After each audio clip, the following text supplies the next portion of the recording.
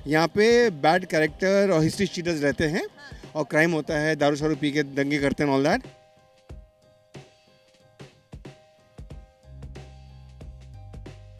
Homeless लोगों को बदनाम करके कैसे हटा रहे अपना। होमलेस लोग हमारे नगर निर्माता हैं, शहर निर्माता हैं, सिटी मेकर्स बोलते हैं उनको।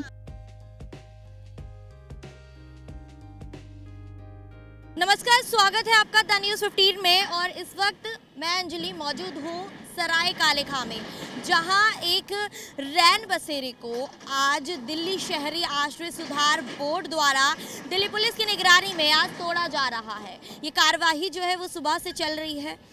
क्यों तोड़ा जा रहा है इसकी पूरी जानकारी आपको देंगे। इस वक्त की तस्वीरें आप देखिए कि किस तरह से रैन बसेरे को तोड़ा जा रहा है, क्षतिग्रस्त किया जा रहा है। जो यहाँ लोग रह रहे थे वो कहाँ जाएंगे, ये बहुत बड़ा सवाल है। और इससे पहले सवाल ये है कि इस रैन बसेरे को आखिर यहाँ से क्यों हटाया जा रहा है, क्यों तोड़ा जा रहा है, इसी की जानकारी लेंगे और आपको इसकी पूरी जानकारी देंगे। तो बने रहे द न्यूज़ 15 के साथ। इस वक्त की आप तस्वीरें देख रहे हैं। सवाल ये है कि इतना पुराना रैन बसेरा जिसमें रात के वक्त लोग ठहरते थे, रहते थे, और जो रैन बसेरा दिल्ली में जो छत देने के लिए बनाया जाता है, जो प्रवासी निवास करते हैं दिल्ली की ओर, उनके लिए बनाया जाता है, आखिर उसे क्यों तोड़ा जा रहा है। आज इतना पुराना रैन बसेरा आज दिल्ली शहरी आश्रय सुधार बोर्ड द्वारा तोड़ा गया है दिल्ली पुलिस की निगरानी में। आखिर क्यों, इसका जवाब लेते हैं। आइए चलिए चलते हैं। हमारे साथ एक सामाजिक कार्यकर्ता इंदु प्रकाश सिंह जी मौजूद हैं, जो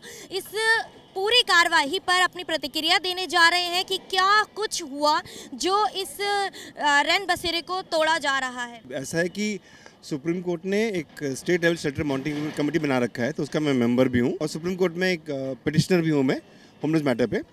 तो दरअसल ये इसका हम लोगों का परसों मीटिंग हुआ था, 38वां मीटिंग था, SLMC का मीटिंग था, state level shelter monitoring committee का। और उसमें जो है ड्यूसिब एक प्रस्ताव लेके आता है, जो था ये एजेंडा 1 करके था ये। और उसमें ये रखा कि उनको दिल्ली पुलिस से खबर मिली है कि ये जो शेल्टर है यहाँ पे 235 नंबर शेल्टर सराय काले खां वाला, यहाँ पे बैड कैरेक्टर और हिस्ट्री चीटर्स रहते हैं और क्राइम होता है, दारू शारू पी के दंगे करते हैं ऑल दैट। तो फिर उसके बाद बोला कि साथ में यहाँ पे LG ने फाउंडेशन से ले किया है, DD हॉर्टिकल्चर का भी चिट्ठी है कि उनको ये जगह चाहिए, अपना जो है बनसेरा करके जगह बन रहा पूरा, उसके लिए। तो मेरी आपत्ति फिर ये थी, क्योंकि मैं also member of that supreme monitoring committee. मेरा आपत्ति ये था कि भाई आपको अगर शेल्टर हटाना है तो आप होमलेस लोगों को बदनाम करके कैसे हटा रहे अपना। होमलेस लोग हमारे नगर निर्माता हैं, शहर निर्माता हैं, सिटी मेकर्स बोलते हैं उनको, और वो मेहनत करते लोग हैं, ठीक है। और मैंने बोला कि मैं जाके खुद इन्वेस्टिगेट करूँगा, मैं जाके मिलूँगा उनसे मैं। तो कल और मेरे मीटिंग के बाद जो है हम डिसीजन लेंगे इसको खाली करना नहीं करना है। तो फिर कल हम लोग यहाँ पे पब्लिक हियरिंग किए, बकायदे हम यहाँ पे आए, उनसे बात किया और उसमें अपनी विवाद थी टाइम्स ऑफ इंडिया से, उन्होंने पूरा रिकॉर्डिंग भी किया बकायदे। और उसमें सब ने बोला कि हम लोग कोई 10 साल से, कोई 5 साल से, कोई 2 साल से रह रहे हैं, हमारे साथ एक भी कोई वारदात नहीं हुआ, कोई क्राइम नहीं हुआ, कुछ नहीं हुआ है, तो हमको ऐसा बोला जाएगा, हमें भी शर्म आ रही है। तो तोड़ने का टाइम था 10:30 बजे का, हम लोग उस हिसाब से करीब 9:45 तक मैं पहुँचा यहाँ पे, और 8 बजे लोग आके तोड़ना शुरू कर दिए थे लोग। तो हम लोग हाई कोर्ट मूव किए थे, सुप्रीम कोर्ट मूव किए थे, लेकिन जब तक कोर्ट में मैटर आता ये शेल्टर टूट चुका था। कितने परिवार यहाँ पर रहा करते? 50 लोग थे यहाँ पे, 50 लोग थे। अब सरकार ने तो एक्शन ले लिया है, लेकिन इसके बाद वो लोग कहाँ जाएंगे, उनके रहने की कोई और व्यवस्था? वो रहने के लिए अभी तो इन्होंने बोला है कि पास में एक और शेल्टर स्पेस है, वहाँ पे रखेंगे, लेकिन ऐसा कोई पुख्ता शेल्टर रेडी नहीं है इनके लिए जो है। तो हमारा वही बात था इनसे कि भाई DDA ने बोला है इस जगह के लिए। DDA ने वैसे भी हमारे पहले 2 शेल्टर तोड़े थे निज़ामुद्दीन में, ये अमीर खुसरो पार्क पड़ता है वहाँ पे, 3 शेल्टर्स थे इस मेन रोड पे, वो तोड़े अपना जो है। तो हमें था कि DDA से आप ज़मीन मांगिए शेल्टर्स के लिए, उसके बाद हम जो है मूव करेंगे इसको हटाने का जो है। तो कह तो रहे हैं ये लोग कि शेल्टर्स मांगा है, स्पेस मांगा है DDA से, और आगे परमानेंट शेल्टर बनाएंगे जो है। तो हम लोग का प्रयास अब यही होगा कि अब मेरा जो बात है, अब दरअसल जो है मैं कहने वाला ही हूँ, चूँकि शेल्टर को जो है टैक्स पेयर्स मनी से बना था, इस शेल्टर को ड्यूसिब ने बनाया है और ड्यूसिब ने ही तोड़ा है। तो जो ड्यूसिब के CEO हैं गरिमा गुप्ता और जो ड्यूसिब एम्प्लॉयज़ हैं, उनके सैलरी से पैसा लिया जाएगा ये, क्योंकि ये गलत तरीके से तोड़ा गया है। ये पोटा केबन था, इसको अगर आराम से निकाला जाता, पूरा निकाल के नई जगह शेल्टर बसाया जा सकता था पूरा। ये पोटा केबन मतलब ही होता है कि पोर्टेबल केबन, कि खुल के बन जाएगा। ये परमानेंट शेल्टर नहीं था। ये आपको इतनी जल्दी क्या थी तोड़ने की? उनको डर था कि supreme court by chance supreme court high court से स्टे आ गया तो शेल्टर चलता रहेगा यहाँ पे, तो उस डर में अपना ही नुकसान कर बैठे हैं लोग जो है। तो गलत है ये। आपका सैनिक फार्म अवैध है, लेकिन वहाँ पे तोड़फोड़ नहीं होगा क्योंकि वहाँ पे जजेस हैं, पुलिस है, सब लोग बड़े बड़े लोग रहते हैं।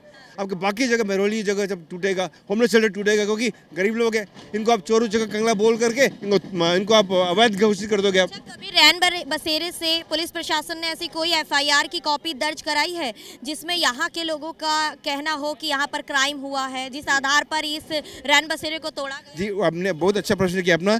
हमने जो एसएलएमसी मीटिंग था परसों जो है, हमने दिल्ली पुलिस से यही बोला है कि आप हमको यहाँ का बताइए, रिपोर्ट दीजिए कि 2014 से कितने क्राइम रिपोर्ट किया आपने जो है, कितना एफआईआर दर्ज किया है। उसके बाद जो है हम उस पर गौर करेंगे कि यहाँ पे क्राइम होता ही नहीं होता है। मतलब क्राइम कहीं भी हो रहा होगा, क्रिमिनल यहाँ रहता कोई, तो क्रिमिनल कोई क्राइम कर कोई यहाँ रहेगा, कोई यहाँ पे जो है शेल्टर में कोई आएगा जो है, तो क्राइम कहीं भी होगा बोलेगी इस एरिया में क्राइम हो रहा है। अरे इस एरिया में क्राइम हो रहा है, उसकी शेल्टर क्या जिम्मेदारी जो है? 1 साल से मैं इनके बीच में काम कर रहा हूँ। मैं किसी गरीब व्यक्ति को चूँकि गंदा कुचैला है, क्रिमिनल ठहरा देना बड़ा आसान होता है। ये सब मजदूर लोग हैं, सब काम करते हैं। क्रिमिनल जो हैं आपको शेल्टर में रहते हुए नहीं मिलेंगे अपना जो है। तो आप इन सब रहने के लिए आपने उनको उजाड़ दिया पूरा, ये कहते हुए। देखिए, कोई वैध चीज़ को अवैध करना हो आपको, आप सीधा ब्लेम डाल दिया कि ये लोग गलत लोग हैं, ये इनका रहने का तरीका अवैध है, क्रिमिनल्स हैं, आप इनको अवैध घोषित करके तोड़ दीजिए उठा करके। तो जो पूरा जो महकमा है, सरकारी महकमा ने किया वही है। कितने साल पुराना रैन बसेरा? 2014 से था ये। 2014 से जी, 14 से अब तक कोई ऐसी आपराधिक रिकॉर्ड यहाँ नहीं मिले थे अभी तक, लेकिन अब इसको तोड़ा गया है कि अपराध हो रहा था यहाँ। जी बिल्कुल। और ये सोचिए कि ड्यूसिब ने ये इसको अपने रिपोर्ट में बोला है, तो मतलब कि ड्यूसिब भी मानता है कि जो शेल्टर चलाते थे एजेंसीज, ड्यूसिब के शेल्टर में अपराध हो रहा था। तो ड्यूसिब ने अभी तक क्या किया इस पे जो है? तो ड्यूसिब को जो सीईओ थे वो रिस्पॉन्सिबल नहीं है अपराध के लिए। हाँ, वो लोग चुपके से बैठे हुए थे। अगर इतना ही अपराध हो रहा था तो ड्यूसिब के लोग क्या कर रहे थे अपना जो है? ड्यूसिब को जो सीईओज हैं, जो उनके डायरेक्टर्स हैं, वो अपराध होने दे रहे थे पूरा जो है, अंडर रिस्पॉन्सिबल। रैन बसेरा के इंचार्ज जो रहे होंगे, जो देखरेख करते थे, जो लोगों को रहने के लिए अनुमति देते थे, उनकी क्या कुछ प्रतिक्रिया है शेल्टर के टूटने के बाद? वो मुझे लगता है वो एक संस्था SPYM करके है, society for promotion of youth and masses. तो जाहिर तौर पे उनके लिए भी दिक्कत हो गया है क्योंकि लोग कहाँ जाएंगे रहने जो है। तो वो भी परेशान है अपना जो है, अब उनको एडजस्ट करना पड़ेगा पूरा। यानी ऑब्वियसली क्योंकि वो उनको सरकार के साथ काम करते हैं तो सरकार के खिलाफ नहीं बोल पाएंगे। अब चूँकि हम लोग मॉनिटरिंग कमेटी के अंदर है, हम लोग सरकार के खिलाफ बोलेंगे इसलिए क्योंकि लोगों का अधिकारों का हनन हुआ है और ये गैर कानूनी काम है, ये संविधान के खिलाफ काम है, गैर संवैधानिक काम है। दिल्ली पुलिस को ये पूछा जाए कि उन्होंने कितने क्रिमिनलों को यहाँ से गिरफ्तार किया है या कितनी FIR हुई है। कहीं जो दिल्ली पुलिस ये आरोप लगाती हुई नजर आ रही है कि जो यहाँ पर रैन बसेरे में जो घटनाएं होती थी वो आपराधिक घटनाएं हुआ करती थी। कहीं ना कहीं आपके NGO पर भी सवाल खड़े हो रहे हैं। देखिए, हमारे NGO में अब तक तो मुझे 7 साल हो गए, कोई घटना या घटी नहीं है।